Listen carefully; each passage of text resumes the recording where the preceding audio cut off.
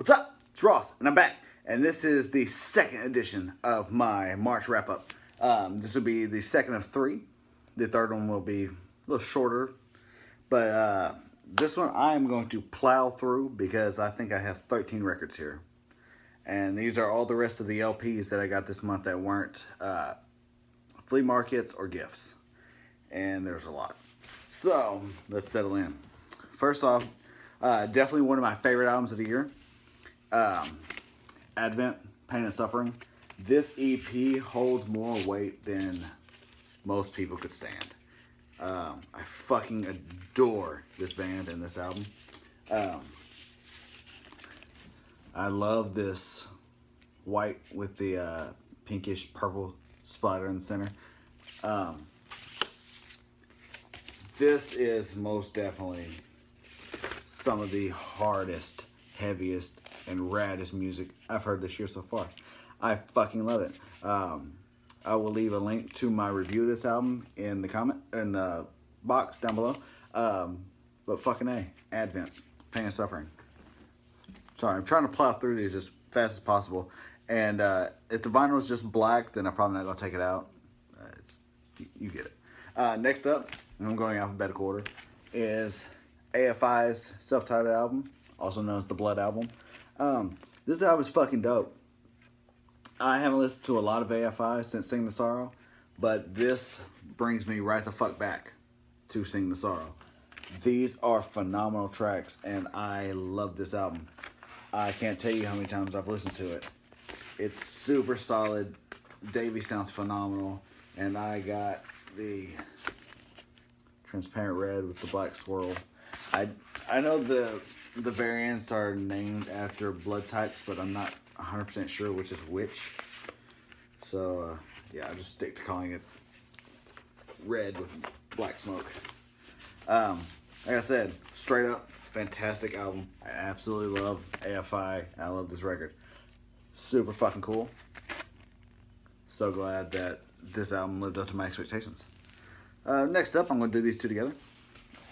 Because I've already done a review for one of them. Can't Swim. Death Deserves a Name, and Fail You Again. These records I ordered together when I pre-ordered the new Can't Swim. Because I did not have Death Deserves a Name yet. And I needed it. So it was cheaper in the long run to just order them both. This black, white, and mint merge is probably one of my favorite variants I have in my collection. This is so sick. I fucking love this album. I have not talked to anybody yet that has listened to this album that has said that it's not a good album. My kids like this album. My wife likes this album. It's a really super solid album. My only beef, and I don't know if it's just me, but my gatefold is kind of wonky. And it does not like staying closed. But yeah, there's Fail You Again. Death Deserves a Name. I fucking love this album. Talked about it in my review. Wish I would have got into it more when it came out last year, but I'm into it now, and I love it. I love that it is on Baby Blue. Single-sided. The other side, of course, says Can't Swim. Fucking sick. Oh. Get this baby boy back in here. Alright, that's that. Next up. This I got off of my friend Craig Vitamin on Instagram. The dude is super rad. He has fantastic taste in music, and he was getting rid of some stuff. And I did not own Code Orange's I Am King. I love this album. And he hooked me up with this super rad first pressing on translucent green marble. Fucking fantastic. Look at the record and the album art goes together hand in fucking hand. Double-sided sleeve with your lyrics. Gatefold. Really awesome. I've listened to this countless times since I got it from Craig. So stoked to finally have this. Fucking Code Orange. Yes. Next up, which is one of my most anticipated albums of the year, is the new Darkest Hour. Godless Prophets and the Migrant Flora. I was really looking forward to this album because the first couple singles were super solid. And I was curious of how being on Southern Lord with bands that are a little more hardcore oriented or doom sludge oriented, if that would have any effect on Darkest Hour whatsoever. And it really didn't. But I think Darkest Hour are touching back onto their roots, because this is probably some of the heaviest music they put out in a long time. And it's probably one of my favorite records after Hidden Hands of a Sage Nation. Super solid record, just on your standard black. Yeah, love this album. Really solid. Next up, another one of my most anticipated albums of the year. So much so that was the first thing I pre-ordered last year. I think I pre-ordered this in December. This is Dale Paxton's All Day, Every Day, All Night. The emo resurgence is really cool. I'm really happy that it's coming. Or not that it's coming, that's here. I also reviewed this not too long ago. I'll leave the link to that in the box down below also. I got this on the limited clear. It's just a really good album. I mean, it takes me back to early 2000s emo, and it does it really fucking well. Top Shelf Records doesn't fuck around. They've done really good shit this year. Next up is one of my favorite albums of all time that I did not own until this month. This and the Advent album I actually ordered last month, and they came after I posted my fucking video. So, I just lumped them in. It's all good. This is Have Heart, Song Scream at the Sun. This is one of the best hardcore records of all time. I will take that to my grave. I fucking love this album. Have Heart are so damn good. Melodic, but heavy, catchy, so much emotion, just powerful, powerful music. And this is on Coke Bottle Clear, which is one of my favorite variant colors. Not sure why, it just looks really cool. But yeah, super stoked to finally have this, because I went for far too long just having digital copies and Spotify and whatever. Alright, next up is a album I got in a trade from my good friend Lane. This is Hoodminnis, Darkness Drips Forth. Some of the best death doom. It's crushingly sludgy and heavy and disgusting and powerful. And in 4 songs on 1 LP, they fucking do it to it. Love this shit. This is also a really high up there variant for me. Swamp Green and Olive. This is really disgusting looking. It's like looking at a fermenting mud puddle. But yeah, I fucking love Hoodminnis. And I did not have any of their stuff before getting this, which then just had me adding tons of shit to my Discogs cart. Yeah. Next up, this is a really odd album, but it's really cool. It's from a Russian band called Offrit. And I can't pronounce any of the song titles because I don't read Russian. But there you go. This was sent to me as dark metal, which I don't listen to or have a ton of. But this is really cool. It's really atmospheric and dark. For loss of another word.